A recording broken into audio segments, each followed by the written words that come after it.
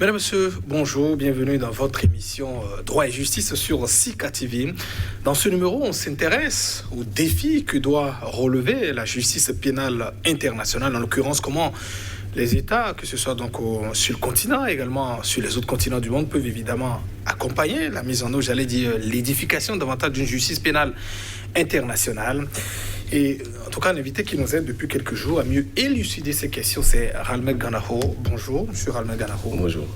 Merci d'accepter une fois encore notre invitation pour nous éclairer en tout cas sur ces défis. Vous nous avez dit, en tout cas, il y a quelques jours, que pendant 23 années, en tout cas partant de l'adoption des statuts, que la CPI a essayé de résister.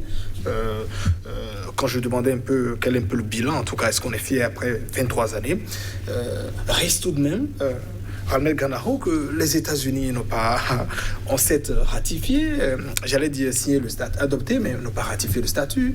La Chine et l'Inde n'ont même pas ratifié. Il y a encore beaucoup de pays rebelles. Israël est protégé par les États-Unis, pas de poursuite en dépit de tout. Comment est-ce que on peut demander un certain accompagnement à ces États, alors même qu'à l'origine, ils ne veulent pas du tout entendre parler, disons, de la CPI? Merci. Et je vois que les mêmes préoccupations implicitement soulevées la dernière fois reviennent. Vous avez cité des États qui, de 39 à 45, nous ont montré, nous, Africains ou à d'autres, combien ils pouvaient être en mesure d'orchestrer l'horreur, de ramener l'humanité en fait à l'animosité tout simplement. L'usage de la bombe atomique avec les effets récurrents à ce jour. Vous avez les millions de morts dans le camp des Juifs, au niveau des Russes, ainsi de suite. Les expérimentations terribles sur le corps humain. Ils ont orchestré tout ça. Mais après, ils ont été surpris aussi par ce qui s'est passé à l'ex-Yougoslavie. Srebrenica, ainsi de suite. Mais est-ce que vous avez vu ces 20 dernières années, ces 25 dernières années, est-ce que vous avez vu sur le continent européen ou aux États-Unis, vous avez assisté en fait à l'animosité dont je parle? Vous n'avez pas assisté à ça. Il y a une prise de conscience collective.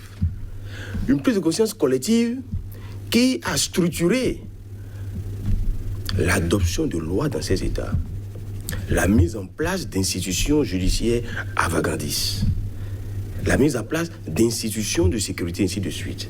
Pour dire quoi? C'est-à-dire, encore une fois, lorsque de façon souveraine, vous avez des garanties dans la loi, vous avez des garanties de bon fonctionnement des institutions, et que les situations qui rendent, c'est-à-dire la CPI, utile, cette situation ne se vient pas chez vous. Vous pouvez vous garder en fait pour le confort d'adhérer à l'instrument. Par exemple, le Bénin. Le Bénin a adhéré. Le principe est que les États, quand ils adhèrent, ils prennent une loi à l'interne pour domestiquer le statut.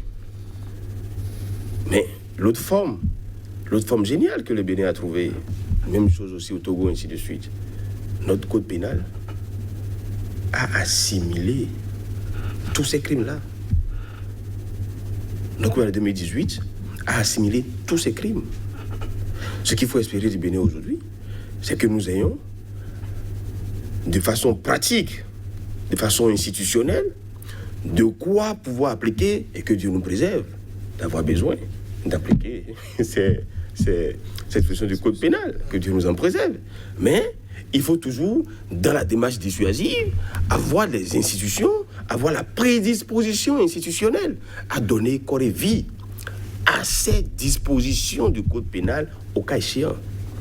C'est important. Si au cas échéant, vous n'avez pas la prédisposition institutionnelle à répondre, c'est-à-dire de cela, parce que, figurez-vous, les questions, ces crimes dont vous parlez, crimes contre l'humanité, ce n'est pas forcément dans la quantité. L'appréciation est aussi dans la qualité, dans la manière dont le crime a été commis. Ouais.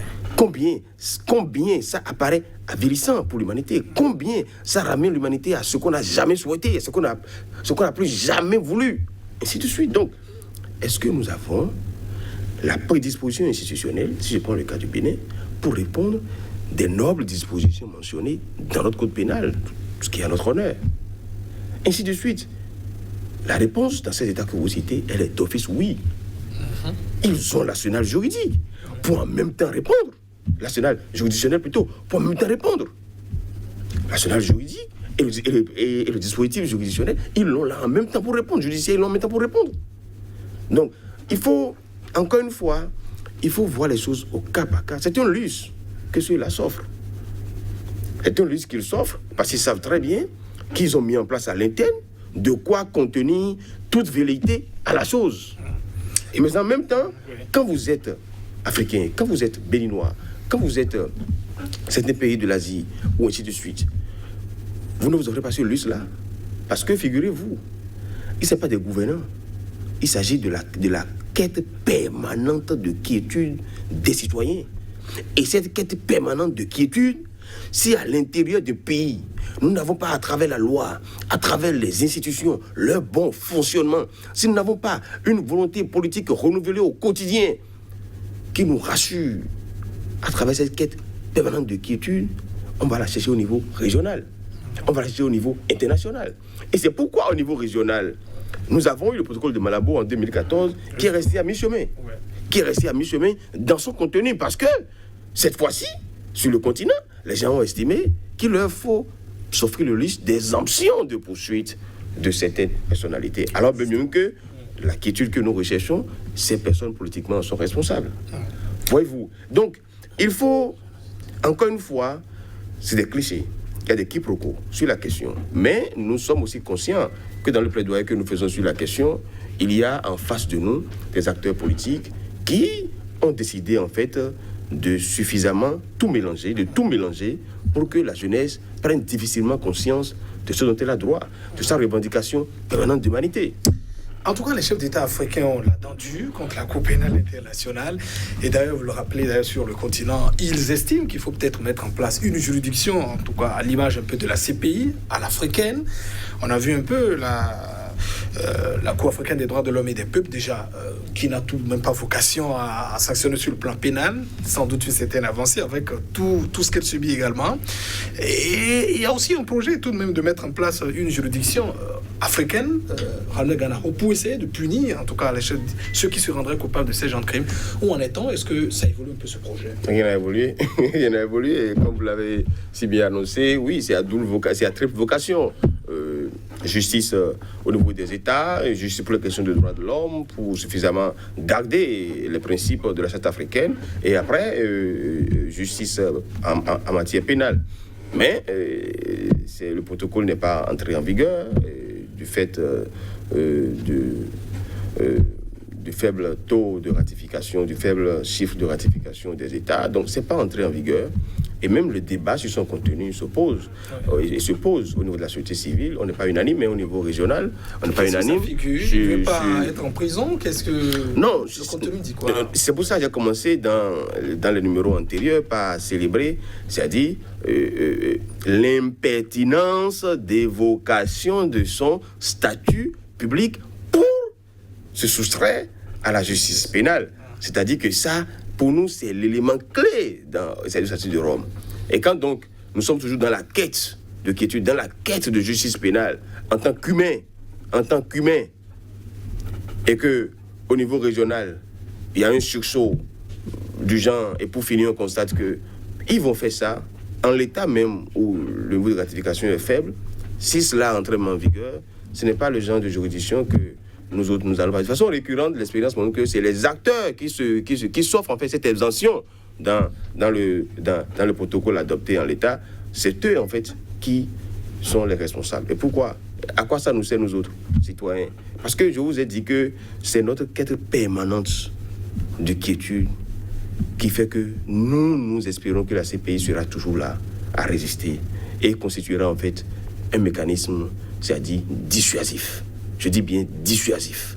Et s'ils veulent que nous tournions dos à la Cour pénale internationale, ils n'ont qu'à nous offrir aussi un mécanisme dissuasif au niveau du continent, à l'échelle du continent, tout simplement. Parce qu'il vous a dit que le contrat à la base, dans toutes nos démocraties, ce n'est pas que on paye les impôts directs et indirects pour avoir une armée, pour avoir une police, pour avoir des autorités, mais qui vont la retourner contre nous. Ce n'est pas le contrat à la base.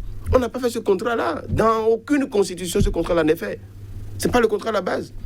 Et donc, s'ils reviennent aux vertus démocratiques, s'ils reviennent au principe de l'état de droit à nos chefs d'État au niveau continental, et nous n'allons pas forcément aller plus loin si la chose est à côté. On dit quels sont les points d'achoppement, disons, dans le statut qui tarde à évoluer selon le projet?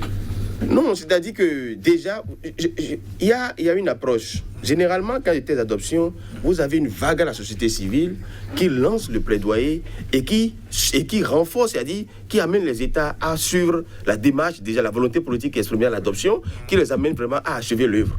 Et nous sommes souvent, c'est-à-dire, nous accompagnons la volonté politique au niveau des États et au niveau régional. Mais lorsque nous avons déjà, nous, la société civile, certaines réserves par rapport au contenu, il n'y a pas un grand plaidoyer. Par exemple, au niveau du Bénin, le changement social du Bénin, quoi qu'étant dans plusieurs dynamiques, ainsi de suite, nous n'avons rien fait pour que ce protocole soit adopté. Parce que dans le fond, nous avons des réserves. Et pour autant, qu'ils ne vont pas revoir leur copie, qu'ils ne vont pas nous affirmer une ferme volonté d'assurer une justice pénale au niveau continental sans exemption, nous serons toujours en train de célébrer la CPI dans ces œuvres vraiment nobles, dans ces nobles œuvres. Merci à vous.